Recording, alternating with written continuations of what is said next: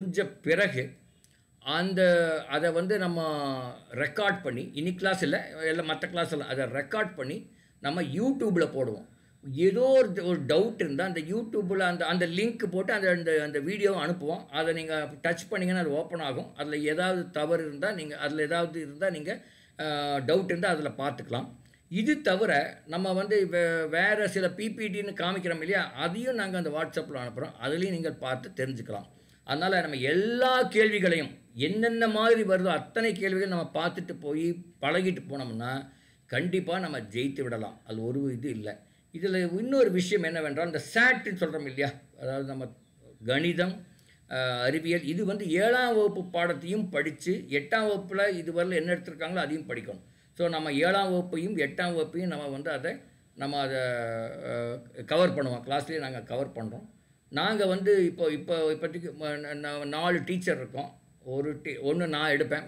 கணிதமும் mental எபிலிட்டியும் mostly நான் தான் எடுப்பேன்.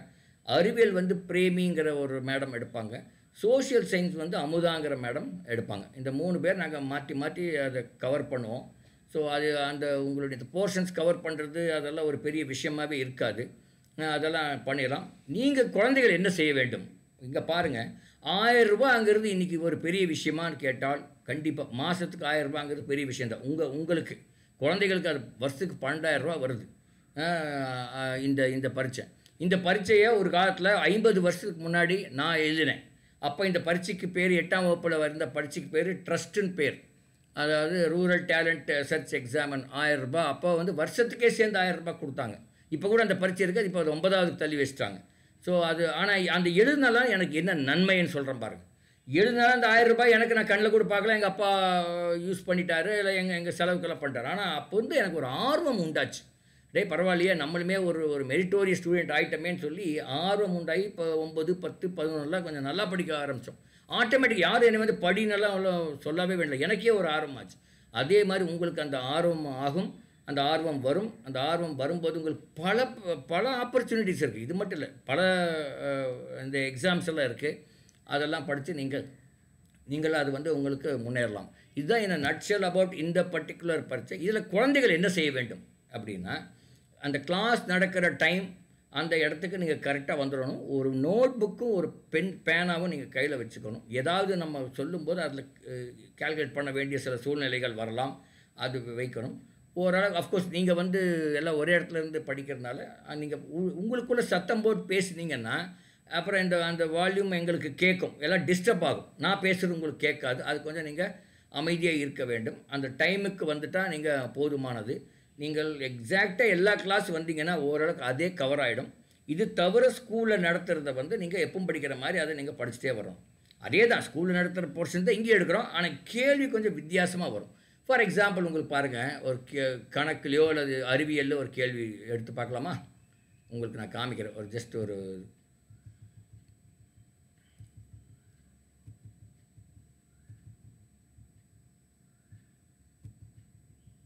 91 கணக்கு வரும்.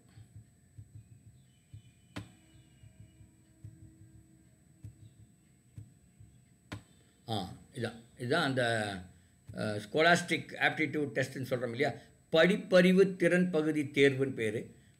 அதுக்குண்டான பேப்பர் இப்படி இருக்கும். இந்த மாதிரி ஒரு கேள்வி இருக்கும். பின்வருவனற்றில் எது சிரிச்சு பண்ணிடலாம். பின்வரும் எது ஒரு முழுவை குறிக்காது. இப்போ இந்த படிக்கும்போது புரியலன்னா இங்கிலீஷில் படிக்கலாம். Which of the following does not represent an integer. இது ஒரு முறை இப்படி படித்த பார்த்தா 2 முறை படிக்க வேண்டும். Which of the following does not represent an integer அப்படின்னு நீங்கள் படித்து நீங்கள் அதுக்கு தகுந்த ஆன்சர் எழுதலாம். சரிங்களா? இந்த மாதிரி இந்த கேள்விகள் வந்து அங்கே உங்கள் பாடத்தை புக்கில் ஒரு மாதிரி இருக்கும். இது கொஞ்சம் வித்தியாசமாக இருக்கும், அவ்வளோதான். வேறு ஒன்றும் இல்லை. அந்த சின்ன வித்தியாசத்தை நீங்கள் புரிந்து கொண்டால் நீங்கள் ஜெயிச்சிடலாம். யாரெல்லாம் இந்த மாதிரி ஒரு கோச்சிங் கரெக்டாக வந்து போகிறாங்களோ அவங்களுக்கு பாஸ் பண்ணுறதுக்கான வாய்ப்புகள் ரொம்ப அதிகம். ஏன்னா நிறைய பேர் அந்த மாதிரி கோச்சிங் போக முடியாமல் அவங்க ஸ்கூலில் சொல்லிக் கொடுக்காத சூழ்நிலை எல்லாம் இருக்கலாம். ஆனால் இந்த மாதிரி நீங்கள் வந்து படிக்கும்போது அது கண்டிப்பாக உங்களுக்கு அது வெற்றி அடையும். எங்கள் வாட்ஸ்அப்பில் என்ன ஒரு பெனிஃபிட் அப்படின்னா 24/7 365 நாள், அதாவது எல்லா டைமுமே நீங்கள் அதில் ஏதோ ஒரு கேள்வி நாங்கள் போடுவோம், இல்லை நீங்கள் குழந்தைகள் போடுவீங்க. அதுக்கு ஏதோ 4 குழந்தைகள் ஆன்சர் பண்ணுவாங்க. அதில் 3 தவறாக இருக்கலாம், 1 கரெக்டாக இருக்கலாம். இது மாதிரி நீங்கள் டெய்லி அதை பண்ணிகிட்டே இருக்கும்போது, எப்போல்லாம் நீங்கள் வாட்ஸ்அப் பார்க்குறீங்களோ அதெல்லாம் பார்க்கும்போது, அப்போ என்ன கேள்வி கேட்டிருக்காங்க, இதுக்கு என்ன கரெக்டான பதில், அது ஒரு 2 நாள் கழிச்சு நாங்கள் கரெக்டான பதில் இதுதான் ஒன்று போடுவோம். அது பார்க்கும்போது உங்களுக்கு தெரியும். ஸோ இந்த லேர்னிங்கே உங்களுக்கு இங்கே கிளாஸுக்கு வர்ற டைம் மட்டும் கிடையாது, கிளாஸுக்கு வராத டைமில் கூட உங்களுக்கு அந்த லேர்னிங் இருக்கும். டெய்லி ஒரு தடவை எடுத்து நீங்கள் பார்க்கணும், ஏதாவது கேள்வி வந்திருக்கா, அதுக்கு எது ஆன்சர்னு பார்த்தீங்கன்னா அது போதுமானது. வேறு அதிகமாக அங்கே இருக்காது, அந்தளவுக்கு அது போதுமானது. மற்றபடி கிளாஸுக்கு வரும்போது நீங்கள் இது பண்ணலாம். அப்புறம் அந்த பாஸ்ட் கொஸ்டின் பேப்பர்ஸ் அப்படிங்கிறது கவர்மெண்ட்டே ஒரு 5-6 கொஸ்டின் பேப்பர் கொடுத்துருக்கோம். அது எல்லாம் உங்களுக்கு நாங்கள் அனுப்புவோம். அதை நீங்கள் வீட்லேயும் ட்ரை பண்ணால் நாங்கள் இங்கேயும் பண்ணுவோம். ஸோ அது மாதிரி எல்லாம் மாடல் பேப்பர்ஸ் அதெல்லாம் இருக்குது, அதெல்லாம் நம்ம பார்க்கலாம்.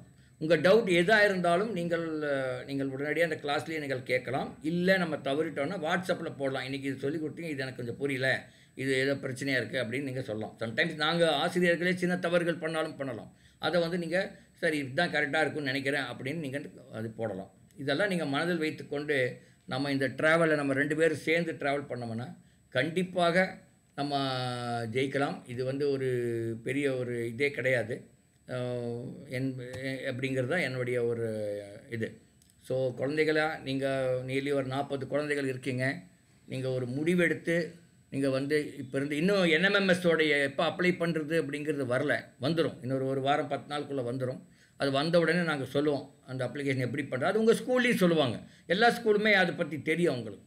அந்த ஸ்கூல்லையும் சொல்லுவாங்க, நாங்களும் அதை சொல்லுவோம். அதுபடி அதை நீங்கள் ஸ்கூல் வழியாக தான் அப்ளை பண்ணணும்.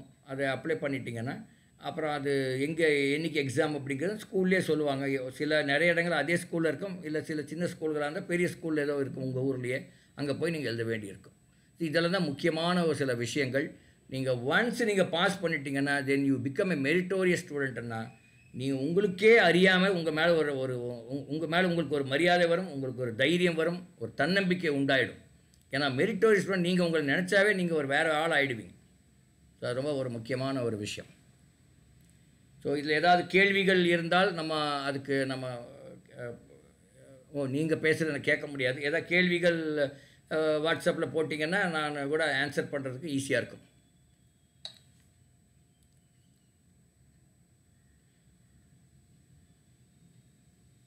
ஏன்னா பல எக்ஸாம்ஸ் பின்னாடி வரப்போகுது உங்களுக்கு.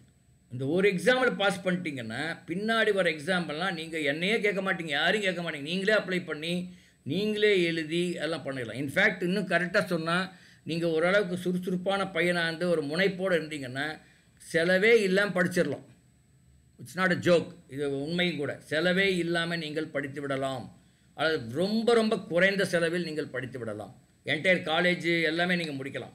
அதுக்கெல்லாம் நிறைய செலவு ஆகணுங்கிற அவசியம் இல்லை. ஏன்னா அந்த அளவுக்கு ஒரு கவர்மெண்ட் ஆனாலும் சரி, ப்ரைவேட்டாக இருந்தாலும் சரி, நிறைய ஒரு ஊக்கத்தொகை கொடுக்கறதுக்கு நிறைய பரீட்சைகள் இருக்குது.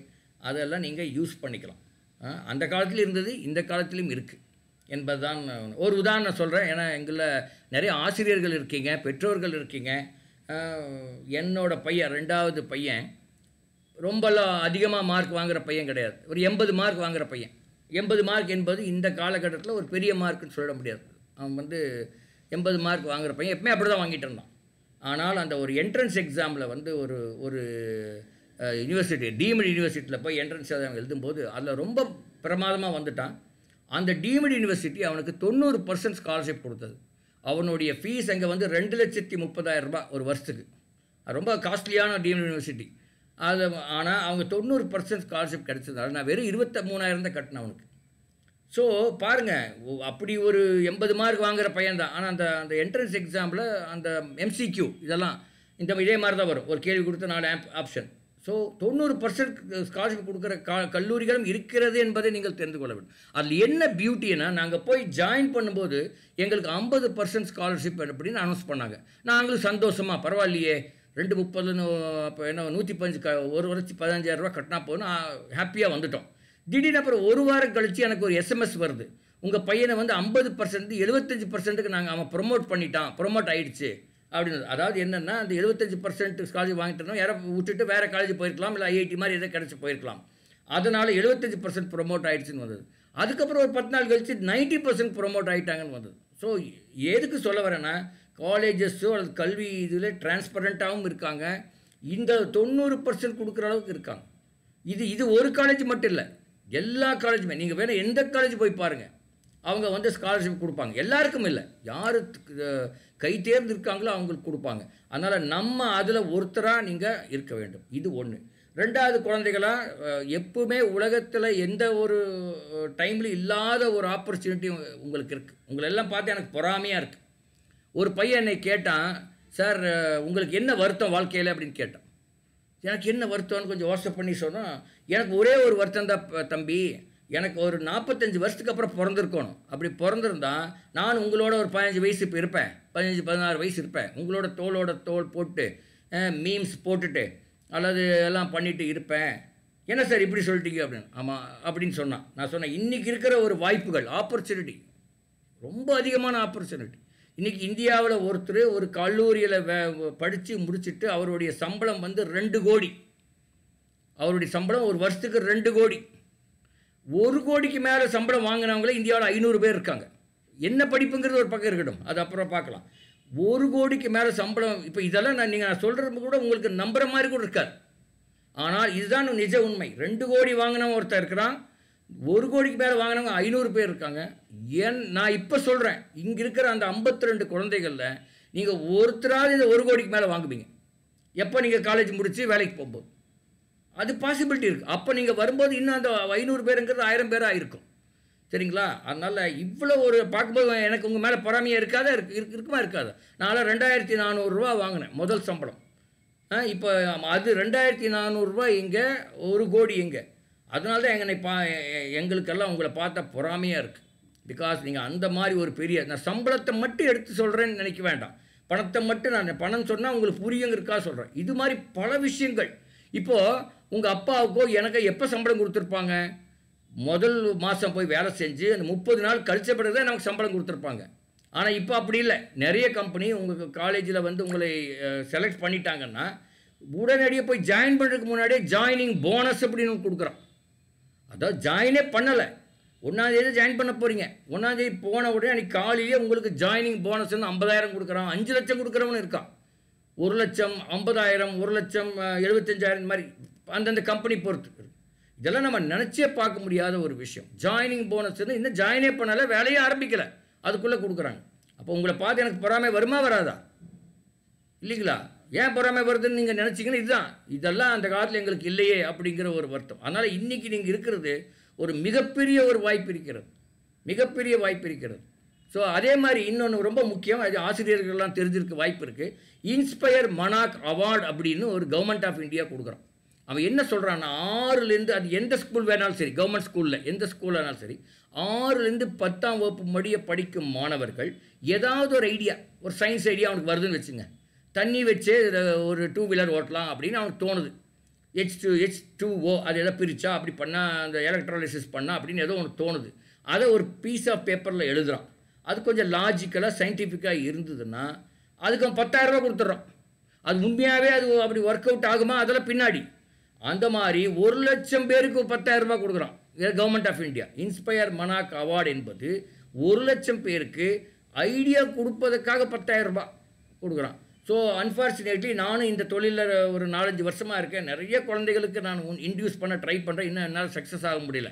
ஸோ அதில் எழுதுங்க, நான் ஹெல்ப் பண்ணுறேன், அதில் அந்த எழுதுக்கெல்லாம் கொஞ்சம் ஹெல்ப் பண்ணுறேன். ஐடியா உங்களுக்கு தான் இருக்கணும், என்னோட ஐடியா இருக்காது. ஒரு உதாரணம் சொல்கிற பாருங்க குழந்தைகளா, நீங்கள் எல்லாம் 2 வீலர் பார்த்துருப்பீங்க, ஸ்கூட்டரு, மொப்பைடு, அப்புறம் பைக்கெல்லாம். அது இப்போ ரிவர்ஸ் எடுக்க முடியுமா? எடுக்க முடியாது. காருன்னா ரிவர்ஸ் எடுக்கலாம், ரிவர்ஸ் கியர்னு இருக்குது. ஆனால் 2 வீலருக்கு ரிவர்ஸ் கியர் கிடையாது, தள்ளிட்டு தான் போகணும். ஒரு லேடி, ஒரு ப்ரெக்னென்ட் லேடி அல்லது வயசானவங்க எப்படி அதெல்லாம் தள்ள முடியும்? இவன் ஆம்பளைகளை எப்படி தள்ள முடியும்? ஸோ ஒரு ரிவர்ஸ் கியர் இருந்தால் நல்லா இருக்குமா ஒரு 2 வீலருக்கு? இந்த மாதிரி ஒரு ஐடியா ஒரு பீஸ் ஆஃப் பேப்பரில் எழுதி நீங்கள் அனுப்பிச்சிங்கன்னா உங்களுக்கு 10,000 ரூபா கிடைக்கிறதுக்கு வாய்ப்பு இருக்குது. So sky is the limit. இன்றைக்கி வந்து கவர்மெண்ட் மட்டும் இல்லை, ப்ரைவேட்டில் கூட சிலர்லாம் அதை தட்டி கொடுத்து உங்களை ஒரு இந்த இளைஞர்கிட்ட தான் இந்த மாதிரி ஐடியாலாம் வரும். அதனால் உங்களை ரொம்ப எதிர்பார்த்துட்ருக்குறோம், நாங்கள்லாம் எல்லாருமே எதிர்பார்த்துட்ருக்காங்க. அதுக்கு தகுந்தாப்பில் வசதிகளும் இருக்குது. You keep this in mind. நீங்கள் வந்து இதை பற்றி பேசுறதுக்கு நீங்கள் கூச்சப்பட வேண்டாம். ஆசிரியர்கிட்ட பேசுங்க, எல்லார்கிட்டையும் பேசுங்க. நம்ம இப்போ வந்து இந்த மீட்டிங் வந்து என்எம்எம்எஸ்க்காக உண்டான மீட்டிங். என்எம்எம்எஸ் நம்ம கரெக்டாக எல்லா நாளும் மீட் பண்ணி அதை படித்து நம்ம கண்டிப்பாக வெற்றி அடைவோம். எந்த ஒரு மாற்று கருத்தும் இருக்க முடியாது. நம்ம we will try our best. உங்களுக்கு ஏதாவது ஒரு சந்தேகம் இருந்தால் நீங்கள் வாட்ஸ்அப்பில் நீங்கள் போட்டு, ஏன்னா நீங்கள் பேசுகிறது எனக்கு கேட்காது, போட்டிங்கன்னா நம்ம அதில் ஒரு 1-2 கேள்விகள் இருக்கிறதுக்கு வாய்ப்பு இருக்குது. அது என்ன என்று பார்க்கலாம். எப்படி பணம் வரும்? 10,000 இதில் என்எம்எம்எஸில் பணம் எப்படி சார் கொடுப்பாங்க? ஸ்கூல் வழியே கொடுப்பாங்களா? இல்லை, உங்கள் பேங்க் அக்கௌண்ட் வாங்கிவேன், நேராக பேங்க் அக்கௌண்ட் வந்து டங்கன்னு விழுந்துடும். அது வந்து போன முறை என்னாச்சுன்னா லேட் ஆகிடுச்சு, பிப்ரவரியில் தான் வந்தது. அதுக்குள்ளே ஒரு பொண்ணோட அப்பா வந்து, பாஸ் பண்ண பொண்ணோட அப்பா வந்து என்னை ஒரு 10 முறை கூப்பிட்டார், சார் இன்னும் வரல சார், இன்னும் வரல சார். நானும் எல்லாருக்கிட்டையும் டைரக்டரேட் ஆஃப் கவர்மெண்ட் எக்ஸாமினேஷன் அவர்கிட்டையும் கேட்டேன், இல்லை சார் வந்துடும் சார், வந்தால் ஒரே நாள் எல்லாருக்கும் வரும், அதனால் வந்து ஒரு நாள் வந்தது. அவருக்கு சந்தோஷத்தை பார்க்கும்போது எனக்கு ஆச்சரியமாக இருந்தது.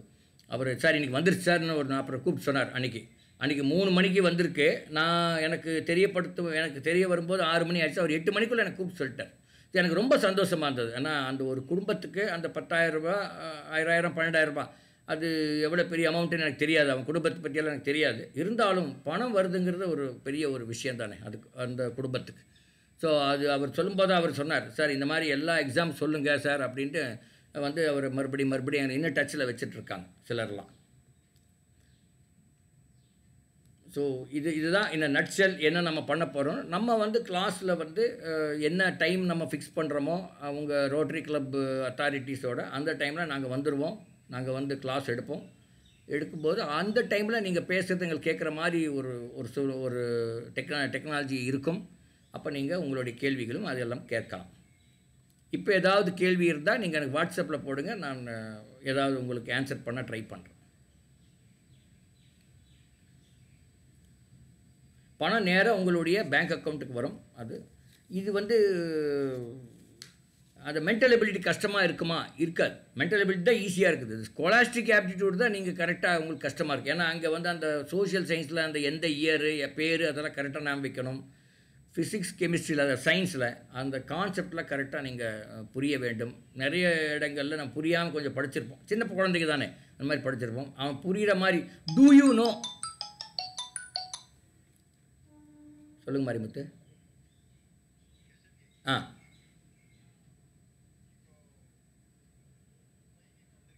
சரிங்க. ஆமாம். சொக்கர், மாரி செல்வம்.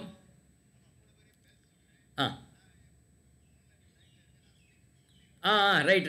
அங்கே அவங்களுக்கு பேச சொல்லுங்கள், நான் கேட்டுக்கிறேன். அவங்களுக்கு பேச சொல்லுங்கள். ஓகே.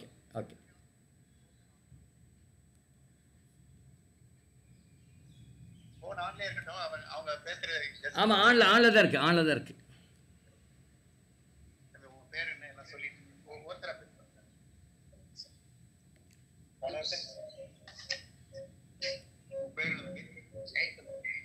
முரளி, மாரி செல்வம், சொக்கர், 3 பேர். ஏஎஸ்பி ஸ்கூல்ல 3 பேருமே எனக்கு தெரியும். சொல்லுங்க. சார் தெரியுங்கிறாரு. 9ஆம் கிளாஸ் இப்ப படிச்சிட்டு இருக்கீங்க. போன வருஷம் 8ஆம் கிளாஸ் ஸ்டார் கிளாஸ் அட்டெண்ட் பண்ணீங்க 3 பேரும். ரைட்டா? சரி, என்ன அட்டெண்ட் பண்ணீங்க? எக்ஸாம் எப்படி இருந்தது? எல்லாம் உங்க அடுத்த உள்ள போற பிள்ளைகளுக்கா சொல்லுங்க. சரியா? ஒவ்வொருத்தர மாரி செல்வம் பாயா. இப்போ பேசியா? என்ன சத்தமா பேசு. 8th என்னமோ படிச்சது நல்லா இருந்துச்சு. அந்த கிளாஸ் அட்டெண்ட் பண்ணது ரொம்ப பிடிச்சிருந்துச்சு.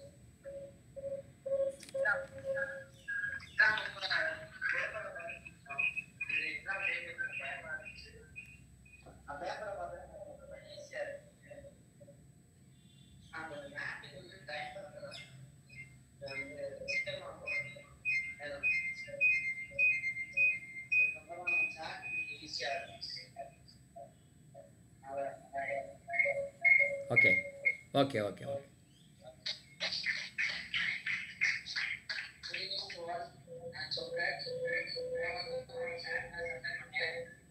அவர் கொடுத்த டியூஷனால நான் பாஸ் ஆயிருக்கேன். அவர் எடுத்த கிளாஸ் போனோடனே அவ்வளோ ஈஸியா என்டர்டைன்மெண்டா இருந்துச்சு. போக அப்படியே எனக்கு இன்ட்ரெஸ்ட் வந்துச்சு. ஸ்டார்டிங்ல எங்க ஸ்கூல்ல எங்க மேக்ஸ் சார் தான் ரெக்கமெண்ட் பண்ணாங்க. இந்த மாதிரி ஒரு சார் இந்த மாதிரி ஆன்லைன் கிளாஸ்லாம் எடுத்தாரு, அட்டன் பண்ணுங்க அப்படின்னு. அதை நாங்கெல்லாம் அட்டன் பண்ணோம். ஸ்டார்டிங்ல என்னடா இது வித்தியாசமா இருக்கே, கொஞ்சம் குழப்பமா இருக்கே அப்படின்னு பார்த்தேன். போக எனக்கே அப்படி இன்ட்ரெஸ்டிங்கா இருந்துச்சு. இதை மாதிரி நம்ம பார்க்கலாமே அப்படிங்கிற மாதிரி. நானே அதுக்கடுத்து இண்டிவிஜுவலாக ப்ரோக்ராம் எடுத்து நானே பிடிஎஃப்லாம் பார்த்துட்டு இருக்கேன். அதே மாதிரி சாருமே நிறையா கொஸ்டின்ஸ் எல்லாமே குரூப்பில் வரும். என்எம்எஸ் மட்டுமே இல்லை, மேற்கொண்டு நீட் அந்த மாதிரி நிறைய எக்ஸாம்பிள் சார் வந்து இந்த மாதிரி கிளாஸ்லாம் எடுக்கிறாரு. நீங்கள் என்எம்எஸ் மட்டும் அட்டன் பண்ணாமல் அதுவுமே அட்டன் பண்ணணும். போக போக எல்லா ஸ்காலர்ஷிப்ஸுமே நீங்கள் வாங்கணும். என்எம்எஸ் அதை மாதிரி எந்த எக்ஸாமே நீங்கள் விடக்கூடாது. அப்புறம் டிப்ஸ்ன்னு பார்த்தீங்கன்னா ஃபர்ஸ்ட் கொஸ்டின்லேருந்து அட்டன் பண்ணணும்னு அவசியம் கிடையாது, லாஸ்ட்லேருந்து அட்டன் பண்ணலாம். மேட் வந்து ஸ்டார்டிங் வந்து ஒரு கொஸ்டினாகவும் இருக்கும், கடைசி வந்து ஒரு பெரிய பேராகிராஃபாக கொடுத்து 5 கேள்வி கேட்டிருப்பாங்க. அது வந்து ஈஸியாக இருக்கும். லைட்டாக ஒன்று கிராக் பண்ணிட்டா போதும், மிச்சம் மொத்தம் எல்லா டீப்பும் போட்டுடலாம். அந்த மாதிரி கொஸ்டின்ஸ் வந்து போன வட்டம் வரல, அதனால தான் டைம் வந்து மாட்டீங்க அப்படிங்கிற மாதிரி சொல்லியிருந்தாங்க. மிச்சபடி மேட் எல்லாமே ஈஸி தான். இது பண்ணீங்கன்னா அவங்களுக்கு எப்படின்னு சாரே சொல்லுவார். ஸோ எல்லாரும் அட்டன் பண்ணி எப்படியா என்ன பாஸ் பண்ணிடுங்க. தேங்க்யூ. வாழ்த்துக்கள் சொக்கர். முரளியா? இப்போ சொன்னா இப்போ நான் சொன்னதுல முக்கால்வாசி சார் வந்து என்கிட்ட சொல்லலைன்னா அது கண்டிப்பா எனக்கு தெரிஞ்சிருக்காரு. அவ்வளவுதான். தேங்க்ஸ். இது வந்து பாத்தீங்கன்னா ரொம்ப பயப்படலாம் இல்லை, ரொம்ப சிம்பிளான எக்ஸாம் தான். 90 மார்க் எதுவும் கிடையாது. அது வந்து எந்தெந்த சப்ஜெக்ட்ல இருந்து எவ்வளவு கொஸ்டின் கேட்பாங்க கண்டுபிடிச்சா ரொம்ப சிம்பிள் தான். இது வந்து சாரே நிறைய சொல்லுவார் டிப்ஸ் எல்லாம். நான் வந்து மேத்ல வந்து 60 மார்க்ஸ் எடுத்தேன், சயின்ஸ்ல வந்து 30 மார்க்ஸ் எடுத்தேன், total 99 marks. Okay, good. Okay, good. Sir, நல்ல விஷயம். ஐ திங்க் அவங்க கரெக்டாக அந்த யூஸ் பண்ண பசங்க 3 பேருமே ரொம்ப கரெக்டாக யூஸ் பண்ணி வெற்றி அடைஞ்சிருக்காங்க. 99 மார்க் வாங்கியும் வெற்றி அடைஞ்சிருக்கார் ஒருத்தர். ரொம்ப சந்தோஷம். 3 வெற்றியாளர்களுக்கும் சிறிய நினைவு பரிசனை எங்களுடைய முருகேசன் சார் அவர்களை வழங்கும்படி ஆரம்பிக்கிறேன். தேங்க்யூ மாரிமுத்து.